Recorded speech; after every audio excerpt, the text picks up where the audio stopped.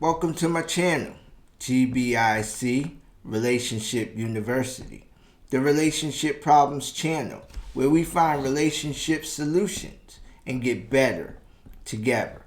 You all bear with me. I'm feeling a little bit under the weather today. I got my water with me. I may refer to it a couple of times during this video, but bear with me. I'll try to be as formal as possible. So let's get right into the class topic today. Today, we are going to dive into subject matter that is awkward and uncomfortable, especially as we approach the social pressures of the holiday season. But if being honest, every single one of us has struggled with this social pressure at some point in our lives. You may have done one, some, or all of the following. Shrinking yourself down in the effort to make other people feel more comfortable. Modifying or masking who you really are in the effort to get the approval of others. Dimming your light just so someone else does not feel insecure. Downplaying your gifts and talents so it does not come off like you are being arrogant or boastful to others. Dumbing yourself down to help someone else feel more comfortable in their own skin. Making decisions for the benefit of groups or organizations that do not align with what you really want to do as an individual, but you do it because these are the cultural norms and expectations of the group. And I am here to tell you that today, you don't have to live this way anymore.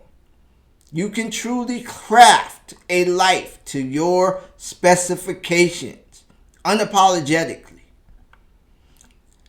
Let me tell you what birthed this video message today. Last week, I had a couple of conversations, a couple of phone calls that really, folks, they genuinely just saddened me. These conversations were with people that once upon a time were an integral part of my life journey. But the way that these people treated me and spoke to me on those calls,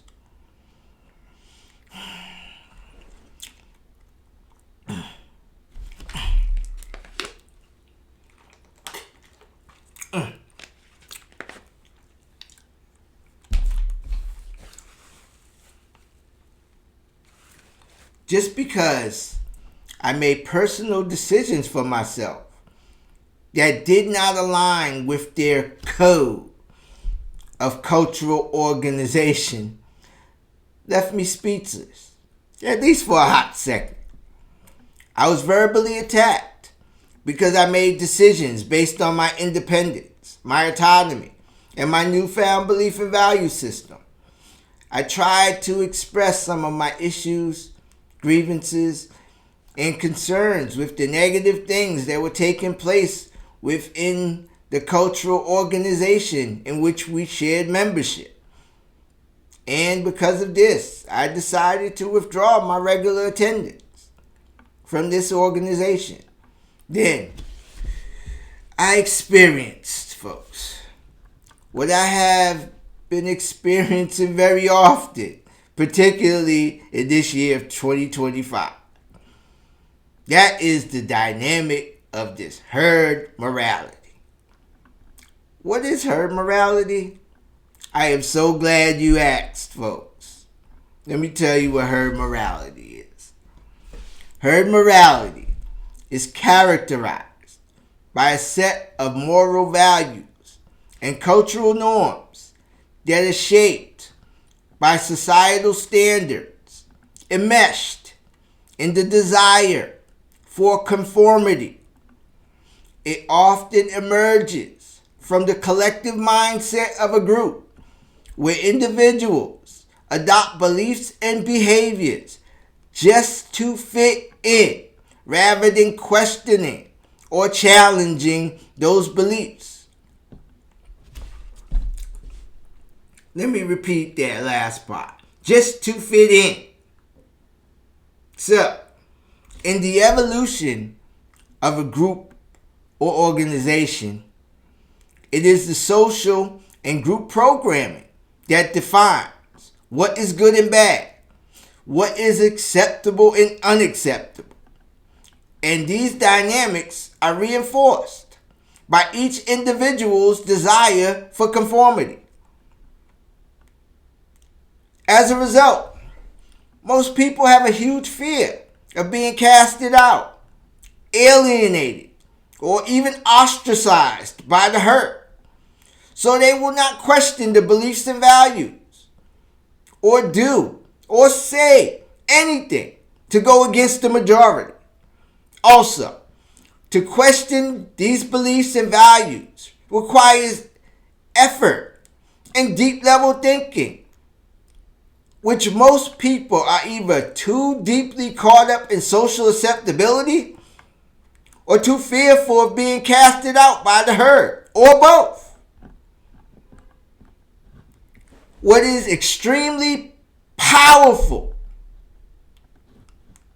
is that the herd can be very hostile to those that challenge the common beliefs, the expectations, the cultural norms, the written and unwritten rules of a group or organization. Don't you dare come off as being critical to a group or organization or speak truth to power as it relates to the toxic state of affairs, the negative direction, and the downward trajectory in which the herd is going. The prime example of herd morality is what is going on in our political landscape between the Democratic and Republican Party. But this is going on in other organizations as well. Even organizations that profess to be religious and or spiritual.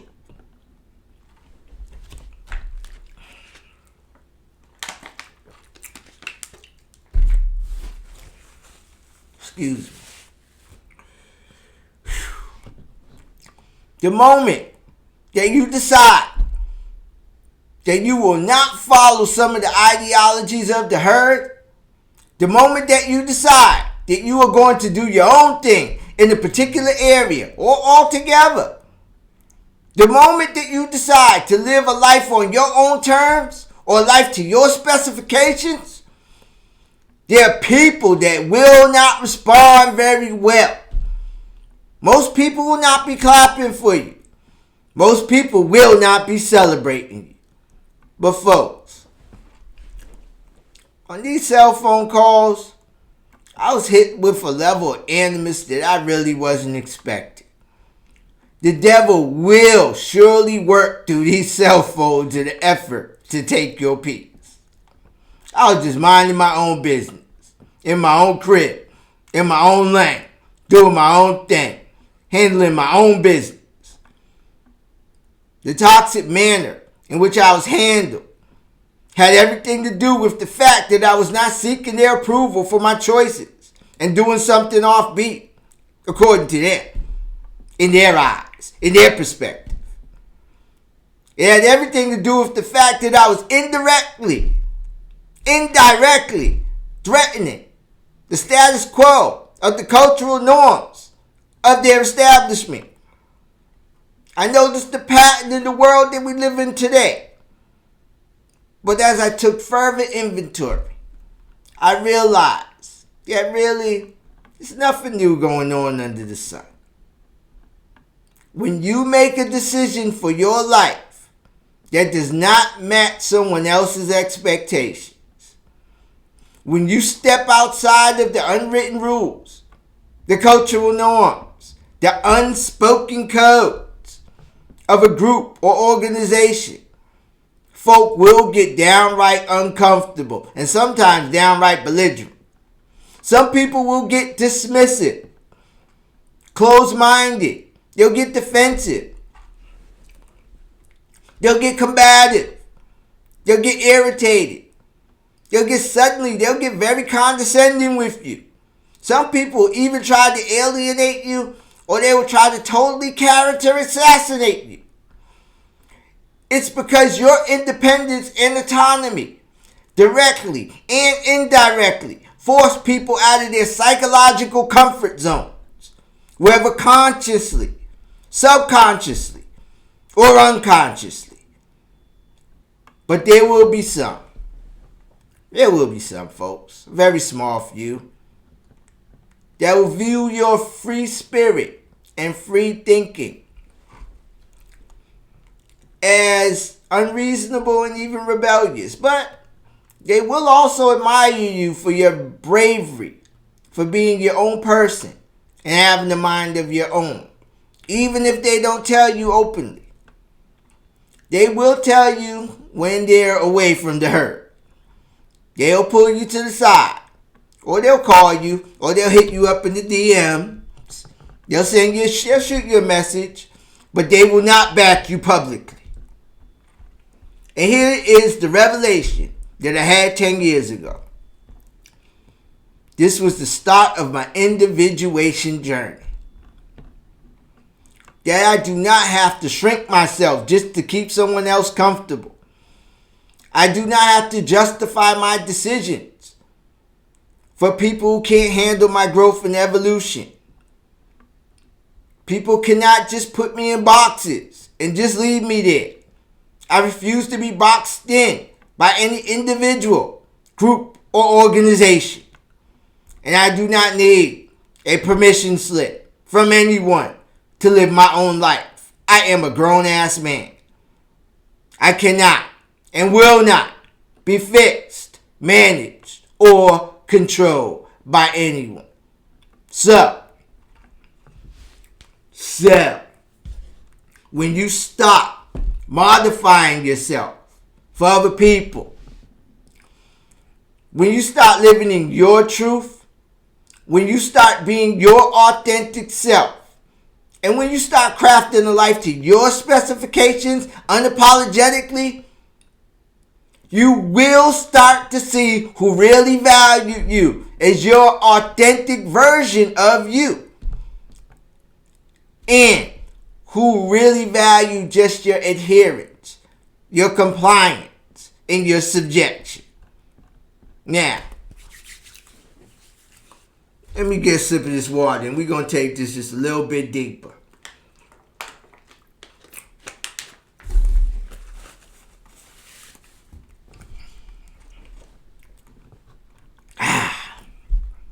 Yes, that's better.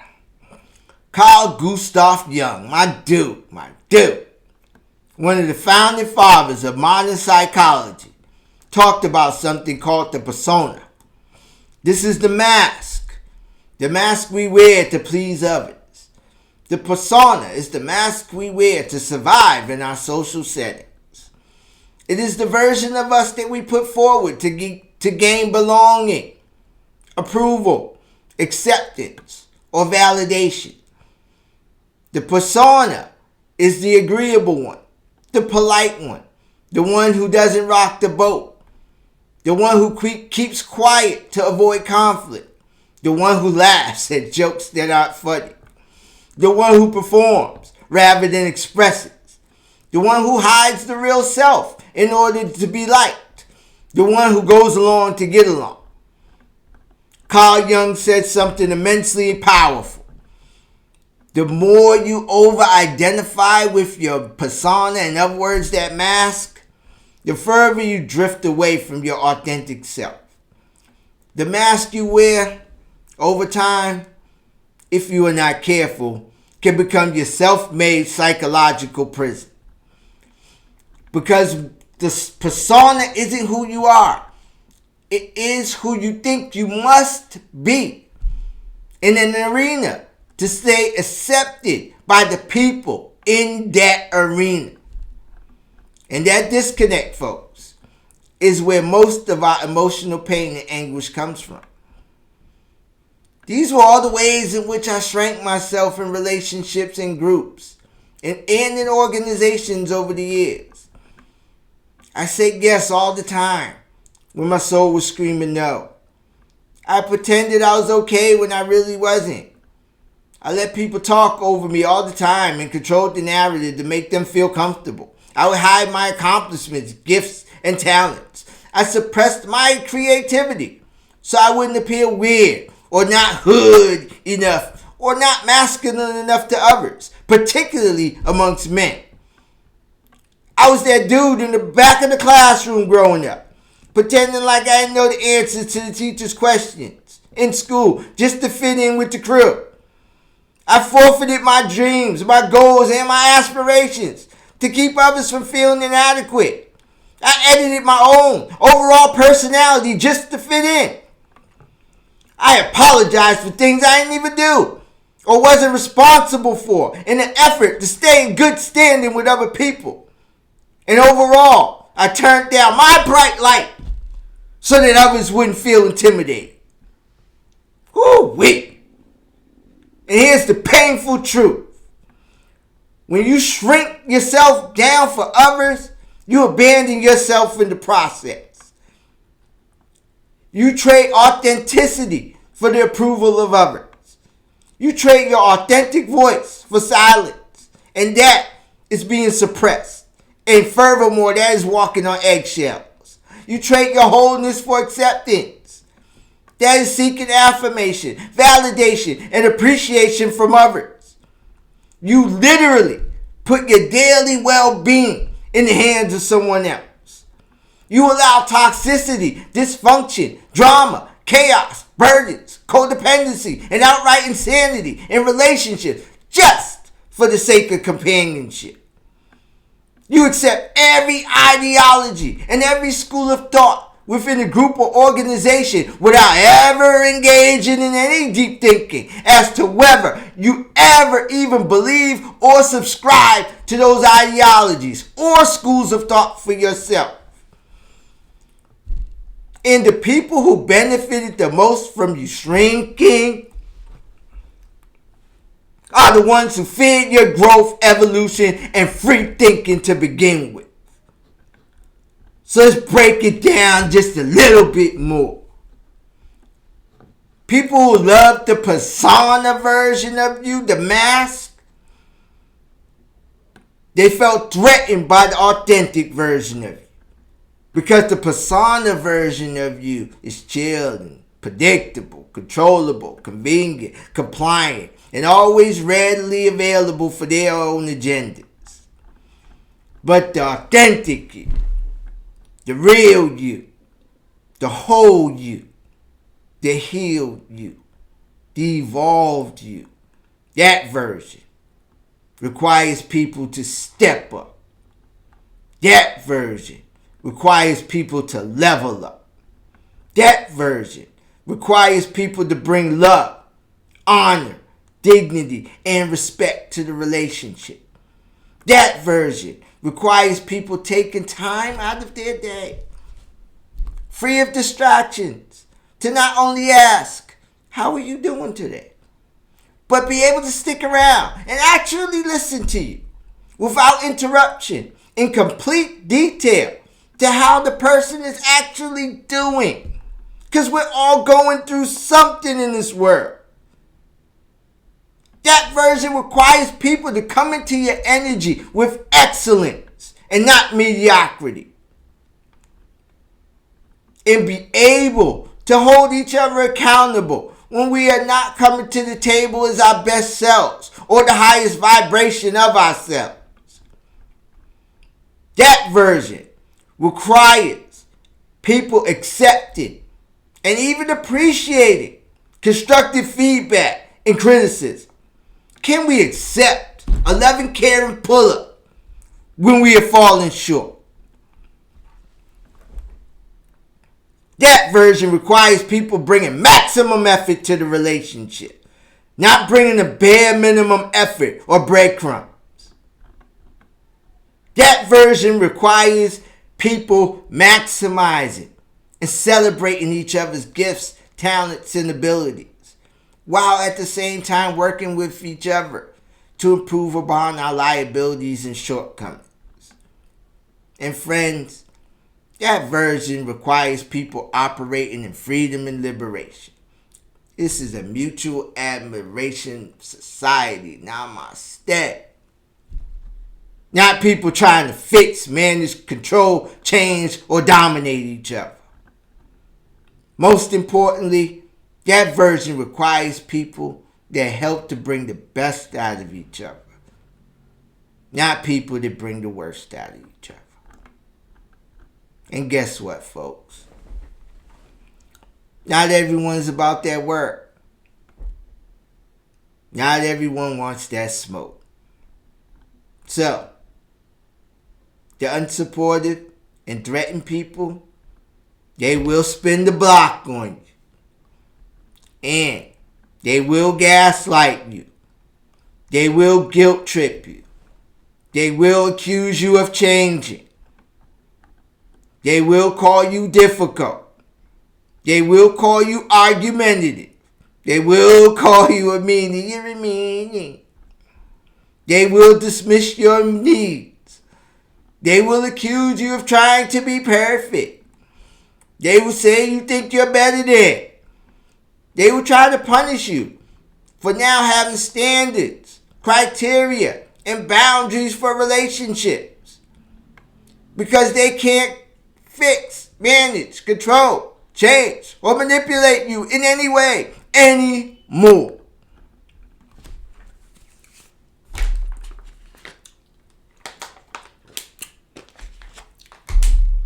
Woo-wee! Carl Jung called this journey individuation. Becoming fully, unapologetically yourself. Not the version of you that was shaped by your culture, family patterns, social pressure, fear of rejection, trauma, survival modes, or organizations, but your true self. Individuation means your voice matters, your choices matter, your desires matter, your boundaries matter. Your life path is yours, not a life shaped by any societal pressures or any level.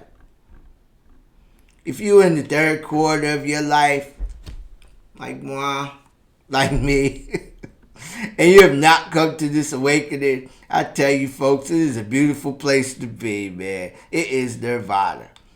But it is the road less traveled. There are reasons for this. It is because your circle will get smaller. All of your social activities that you used to engage in, they will not align with the new you. You won't be fulfilled by them. And you will need to find a new and different social interactions that align with the new you.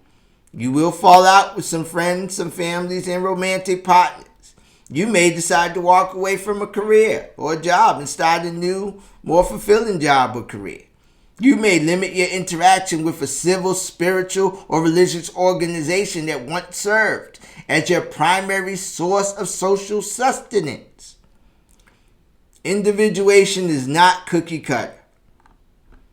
The positive ramifications of this process will look different for everyone. But you are finally learning to live as you, the real you, the authentic you. So, how do you operate in being this new, authentic you on a daily basis, every damn day? Number one,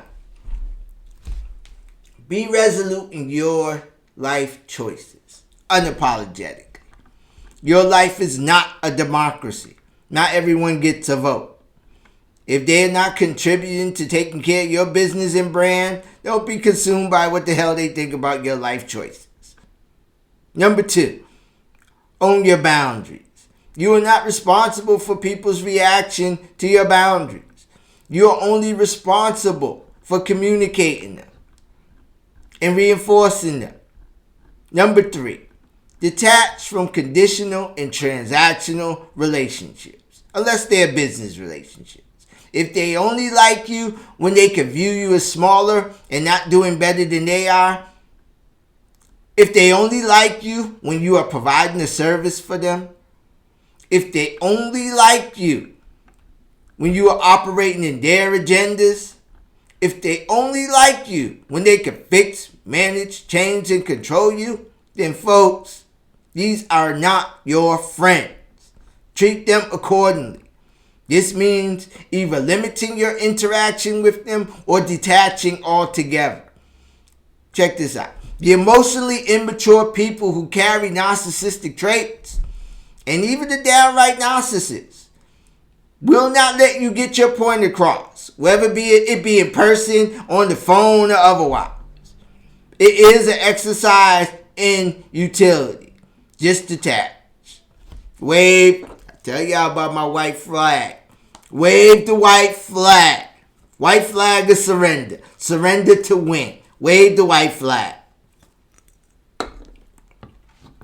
I learned in therapy to just send a letter of closure to these people. Close out the relationship cycle.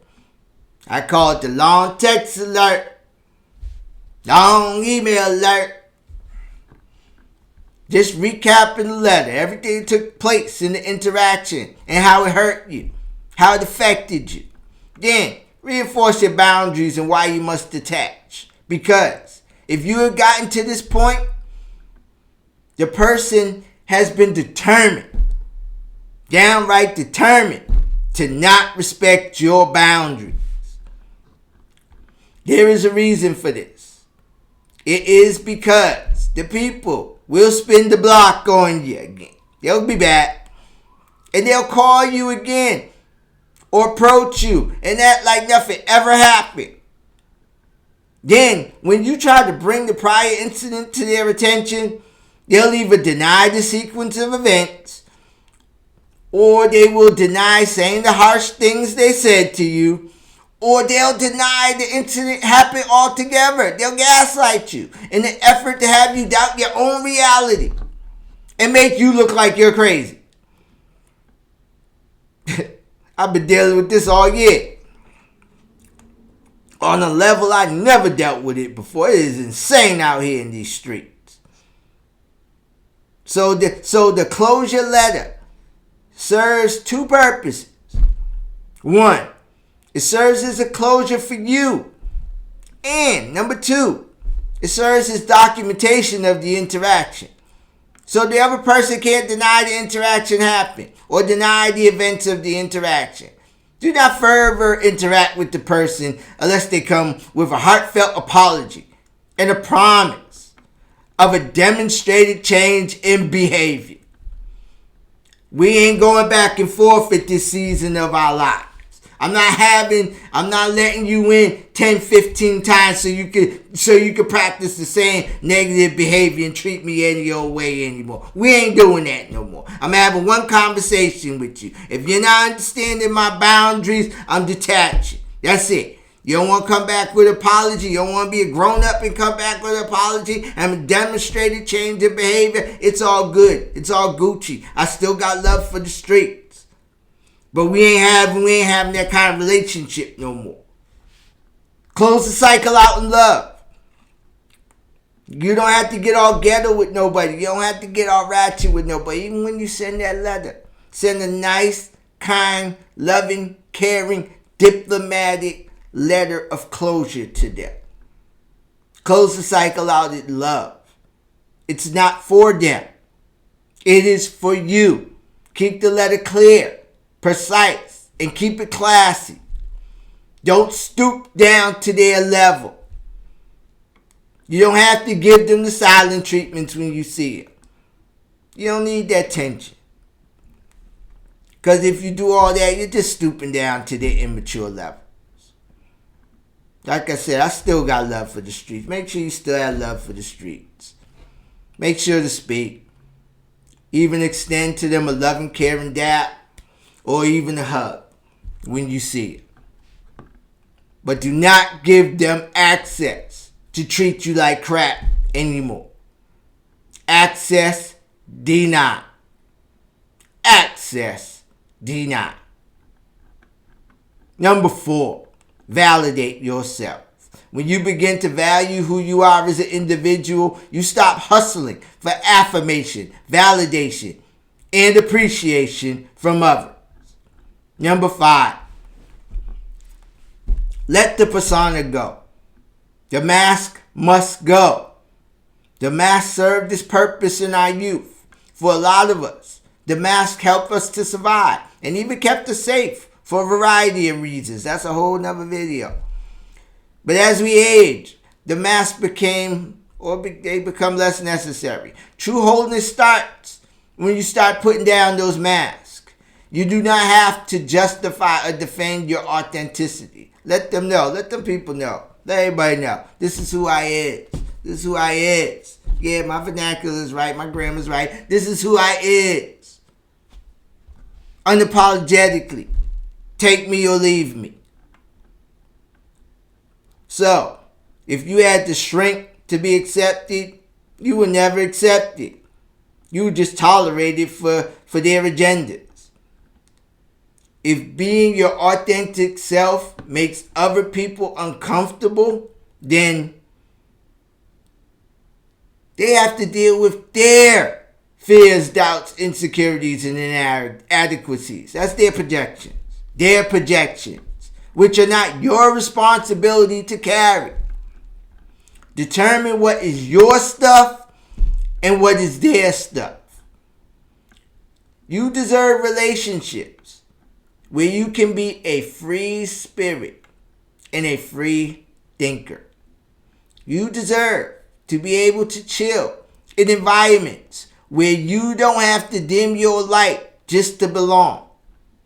And remember, dare to be you, the real you, the authentic, unedited you. Unapologetic. Continue being the best version of yourself today, and then getting even better tomorrow. Feel, deal, heal, protect your peace. Like, share, and subscribe. Leave a comment. Thank you so much for watching. Be blessed.